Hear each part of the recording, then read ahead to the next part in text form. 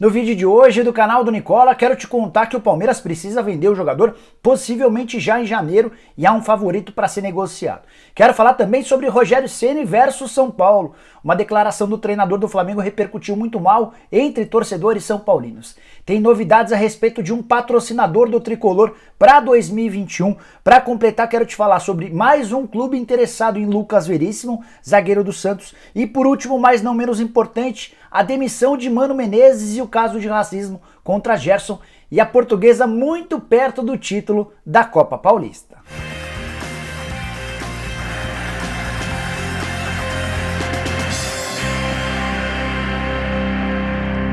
Fala aí pessoal, sou o Jorge Nicola, bem-vindos a mais um vídeo do canal, ótima semana para todos vocês. E antes de passar as informações, só queria pedir para vocês se inscreverem no canal, só apertar esse botãozinho vermelho de inscreva-se e contar que esse vídeo é um oferecimento de OneFootball, que tá de cara nova, mas segue sendo seu principal parceiro para te deixar bem informado sobre as coisas do futebol. Para baixar o OneFootball é só pegar no link na descrição desse vídeo, ele serve para qualquer celular e não cobra nada. Você ainda indica para o OneFootball o time que torce e vai passar a receber notificações de todas as principais notícias do seu clube do coração. Para completar, o OneFootball ainda está transmitindo de graça as partidas do Campeonato Alemão e do Campeonato Francês. Se você quiser, por exemplo, assistir ao Neymar em campo, é só baixar o OneFootball e você vai ter tudo isso de graça. Bora começar o vídeo falando sobre a minha Portuguesa bem perto do título da Copa Paulista nesse domingo, jogando em Marília contra o time da casa. A Lusa venceu por 2-1 de virada.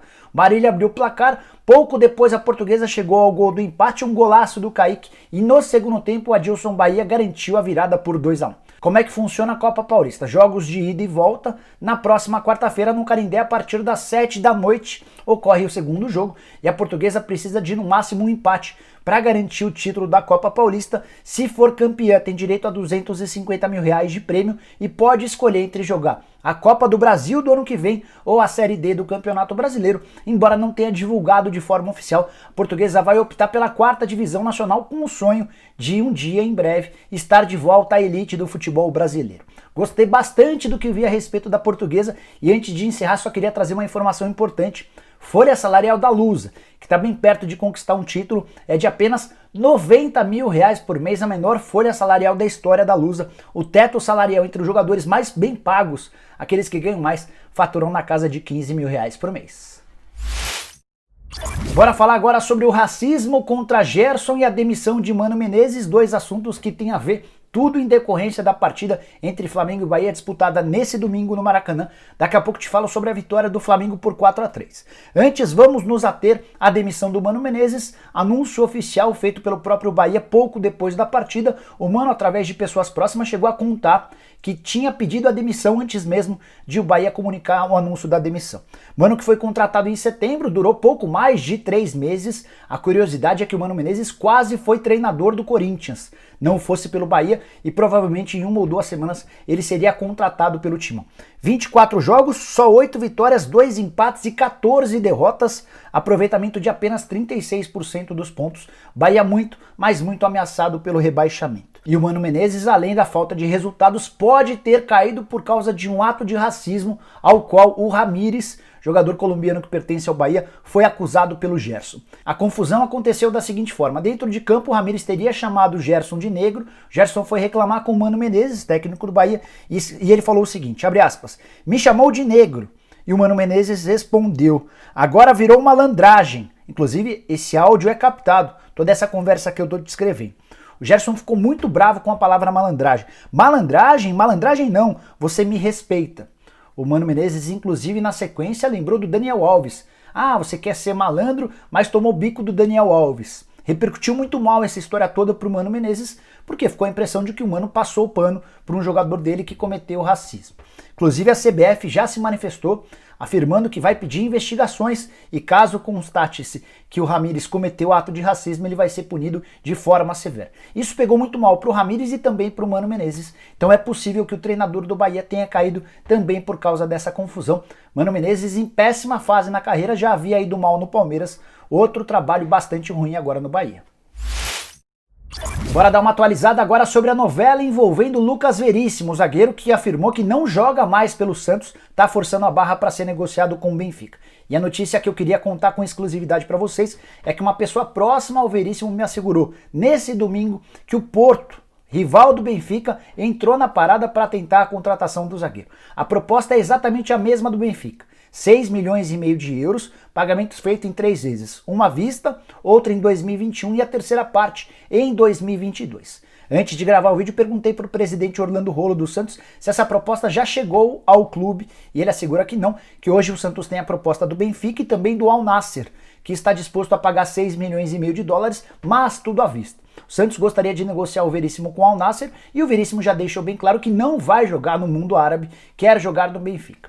Se essa proposta do Porto de fato se confirmar, chegar às mãos do Santos, o Veríssimo vai ter mais uma oportunidade para escolher. Isso é claro, se o novo presidente do Santos, o Andrés Rueda, acabar aceitando a oferta.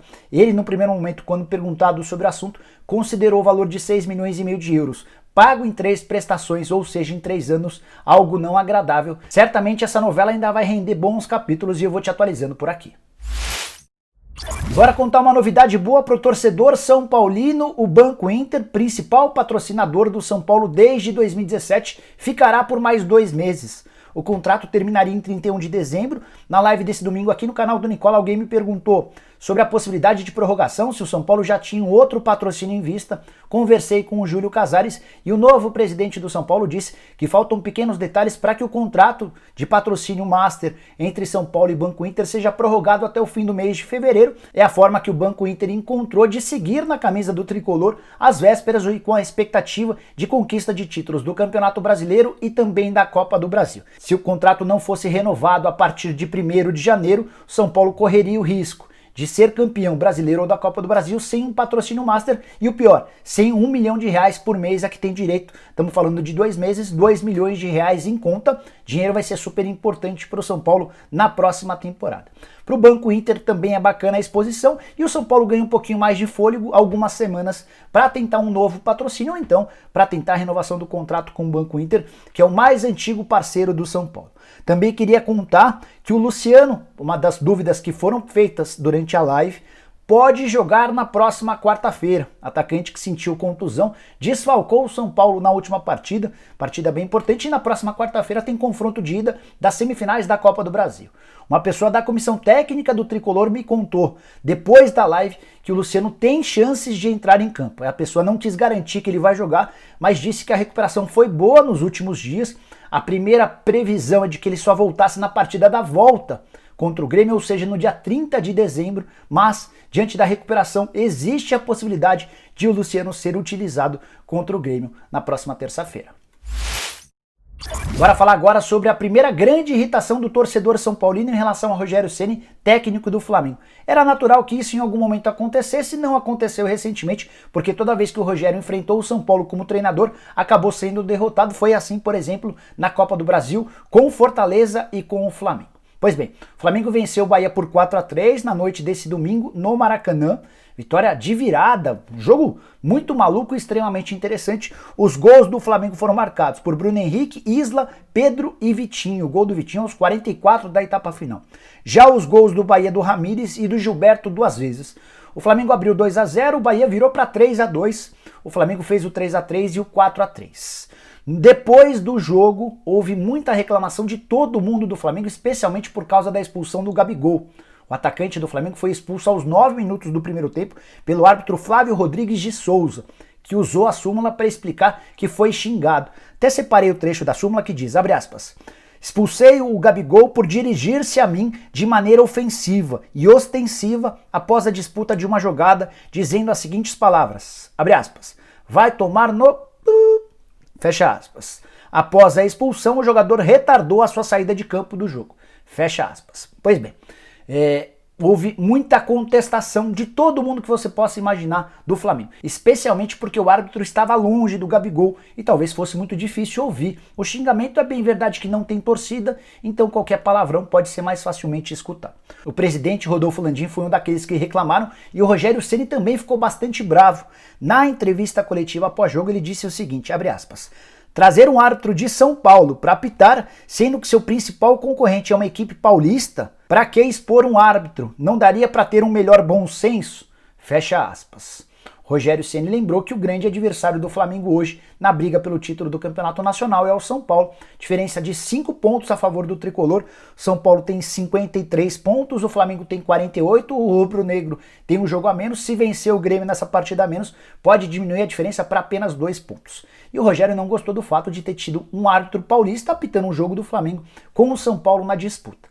Isso foi o suficiente para, nas redes sociais, torcedores são paulinos de vários tipos cornetarem o Rogério Ceni, entendendo que o Rogério já entrou na ladainha de que o São Paulo é beneficiado. Quero que você use o espaço para comentários para deixar a sua opinião a respeito desse assunto. Bora fechar o vídeo com mais uma informação importante e exclusiva. O Palmeiras quer vender um jogador na próxima janela de transferências no mês de janeiro. Aí você pode estar se perguntando, por quê? Porque o Palmeiras passou por enormes dificuldades financeiras ao longo do ano de 2020 por causa da pandemia do coronavírus. Uma pessoa de dentro do Palmeiras me contou que há a intenção de negociar um atleta com mais valor, um atleta importante, para que o Palmeiras consiga equacionar suas contas. Que jogador seria esse? Vai depender muito do mercado. O Gabriel Veron é hoje o mais visado. O Gabriel Menino, que foi convocado para a seleção brasileira, também pode ser alvo de alguma negociação ou de algum interesse, mas se dependesse do Palmeiras, o atleta que seria negociado no mês de janeiro seria o Patrick de Paula. Jogador extremamente interessante, inteligente, já foi titular absoluto, perdeu a condição de jogador titular, voltou bem com o Abel e agora se recupera de uma contusão. Se dependesse do Palmeiras, repito, a negociação envolveria o Patrick de Paula. E a intenção do Palmeiras é de negociá-lo por algo na casa de 20 milhões de euros. Os representantes do Patrick de Paula já foram avisados sobre a possibilidade, sobre o interesse, caso de uma boa proposta, de fazer o negócio. O Palmeiras não vai queimar jogador, não vai vender por valores de 10, 12, 13, 14 milhões de euros. O Palmeiras quer pelo menos 20 milhões de euros para fazer o negócio, até porque é dono de 100% dos direitos econômicos e conta também com o fato de o Juliano Bertolucci, que é o maior empresário em atividade no futebol brasileiro, um cara que tem portas abertas nos principais clubes do futebol europeu, ser o representante do Patrick de Paula. Até consultei uma pessoa próxima ao Bertolucci para saber se já existe alguma negociação. O Benfica foi um dos clubes interessados no Patrick de Paula. O Benfica hoje não tem condição para fazer uma oferta de na casa dos 20 milhões de euros. Vale a lembrança de que essa janela de janeiro para os europeus é uma janela bem mais fraca. O mercado forte para eles é de julho e agosto, que é quando termina uma temporada e se inicia outra. A pandemia também bateu na porta dos clubes europeus e a tendência é que não tenhamos muitas negociações volumosas de muitas cifras envolvidas. De qualquer forma, se aparecer uma proposta perto dos 20 milhões de euros, o Palmeiras promete estudar. Verdão precisa fazer negócio para colocar suas contas em dia. Só para completar, vale a observação de que, na visão tanto da diretoria quanto da comissão técnica do Palmeiras, o Patrick de Paula seria aquele que faria menos falta na reta final da Copa do Brasil e da Libertadores da América. Isso porque o Gabriel Veron, o Gabriel Menino e o Danilo têm tido um papel mais importante de protagonismo e o Wesley se recupera de contusão, dificilmente vai aparecer alguma proposta para ele por agora. Bom, pessoal, eram todas essas as informações que eu queria dividir com vocês no vídeo de hoje do canal do Nicola. Espero que vocês tenham curtido o vídeo e deixem um like por aqui. Quem ainda não se inscreveu no canal do Nicola, resolve esse problema agora mesmo. Só apertar esse botãozinho vermelho de inscreva-se, aproveita e aperta o sininho para receber notificações toda vez que eu fizer vídeo novo ou live. Nos vemos de tarde com mais notícias. Até lá, tchau, tchau!